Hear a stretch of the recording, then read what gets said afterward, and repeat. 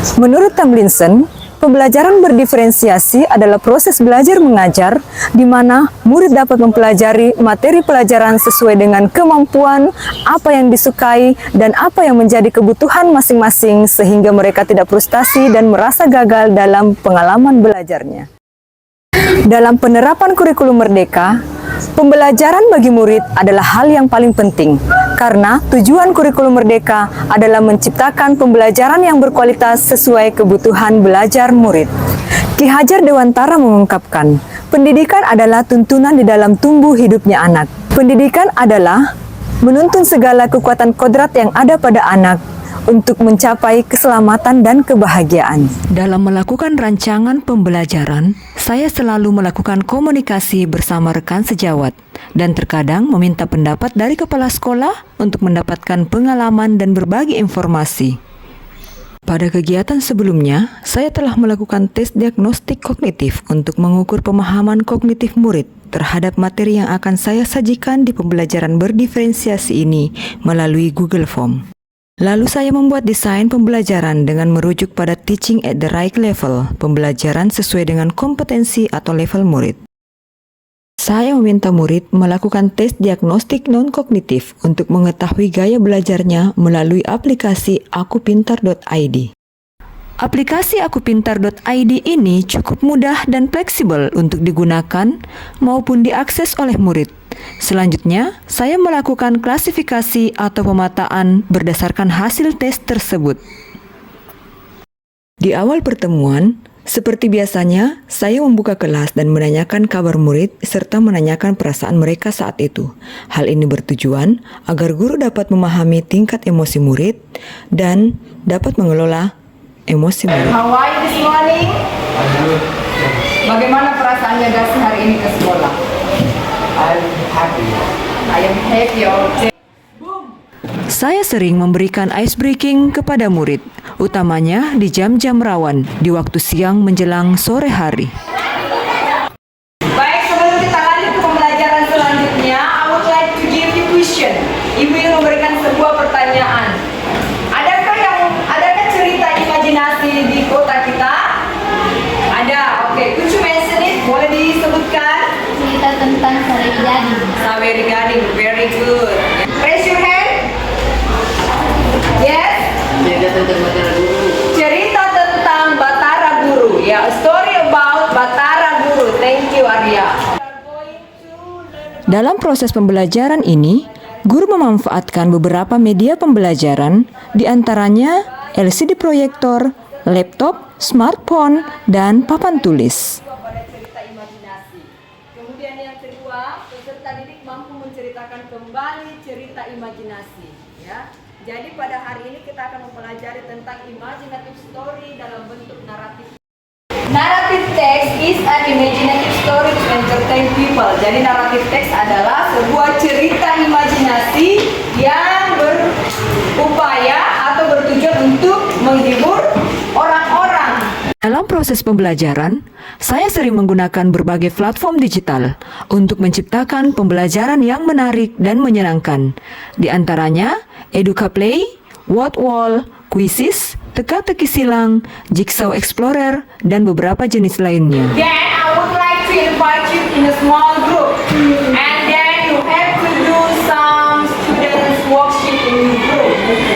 Jadi ibu akan membagi kalian sesuai dengan gaya belajarnya di dalam kelompok kecil. Selama proses diskusi kelompok berlangsung, saya selalu berkeliling dari satu kelompok ke kelompok lainnya, memastikan setiap murid dapat mengemukakan pendapatnya, dihargai, dan merasa diterima. Peran saya sebagai fasilitator memfasilitasi terjadinya diskusi kelompok yang interaktif, kritis, dan inklusif. Bagi siswa dengan gaya belajar auditori, berdiskusi untuk menyelesaikan soal menjodohkan gambar dengan alur cerita imajinasi melalui aplikasi Canva. Pada kelas berbeda, saya juga sering menggunakan kertas karton sebagai media pembelajaran dan memberi penguatan berupa penjelasan tambahan dan pendampingan pada siswa auditori. Sedangkan pada murid kinestetik, saya menyajikan masalah dalam bentuk puzzle dengan menggunakan aplikasi Jigsaw Explorer. Saya membagikan link game untuk diselesaikan oleh satu kelompok dalam bentuk kerja tim. Dan benar sekali, para murid kinestetik ini cukup disibukkan dengan game tersebut. Pada pembelajaran yang berbeda, untuk siswa kinestetik, terkadang saya memberikan tugas dalam bentuk jumble words. Siswa menyusun kata atau frase menjadi kalimat benar sempurna. Selama proses pembelajaran berlangsung, saya melakukan penilaian formatif. Murid menyajikan hasil diskusi sesuai gaya belajarnya. Murid visual menceritakan kembali isi video. Murid auditori memberi arahan bagaimana menghubungkan alur cerita dengan series gambar. Murid kinestetik memberikan contoh cara menyelesaikan game puzzle-nya.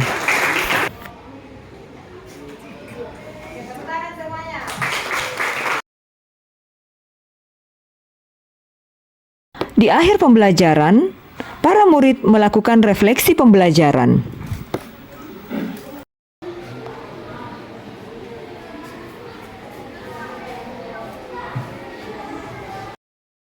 That's all for our meeting today. Thank you for joining this English class. Assalamualaikum warahmatullahi wabarakatuh and good morning students. I really like the English lesson with Mrs. Harbia. Mrs. Harbia seringkali mengajak kami bermain games dan ice-breaking games. Terkadang kita diajak belajar di luar kelas sambil merasakan angin dan alam. Mrs. Harbia mengajarkan kami dengan metode yang seru, terkadang lewat video, bermain games, atau diskusi kelompok lalu dipresentasikan di depan kelas. Pada saat saya belajar bahasa Inggris, Miss Harbia, in my opinion, is so fun when he's teaching. Saat dia mengajar, dia kadang bercanda sehingga membuat kami tertawa saat belajar. Dia juga kadang memberikan kami puzzle dan tugas yang terbilang cukup mudah untuk dikerjakan. Dan menurut saya yang paling bagus, yang paling berkesan selama saya belajar diajar sama Bu Harbia, itu saat saya belajar speaking bahasa Inggris. And when I'm studying English lesson with my teacher, Miss Harbia, it's very fun and easy to understand. Lalu pada saat Bu Guru Harbia menjelaskan suatu pembelajaran itu sangat mudah dipahami. Lalu kami juga biasa menggunakan suatu aplikasi maupun game online untuk memahami materi pelajaran bahasa Inggris. Setiap siswa adalah unik. Mereka memiliki perbedaan dalam hal kemampuan, minat, gaya belajar, dan kebutuhan belajarnya. Mari Bapak Ibu untuk terus menerapkan pembelajaran berdiferensiasi di kelas untuk menciptakan pembelajaran yang mengakomodir kebutuhan atau karakteristik peserta didik, baik itu terkait dengan kesiapan, minat maupun gaya belajarnya, sehingga murid dapat berkembang sesuai dengan potensi, bakat, dan minatnya. Terima kasih telah menyaksikan video pembelajaran berdiferensiasi yang telah saya sajikan pada kesempatan kali ini. Semoga bermanfaat bagi Bapak Ibu guru hebat se-Nusantara.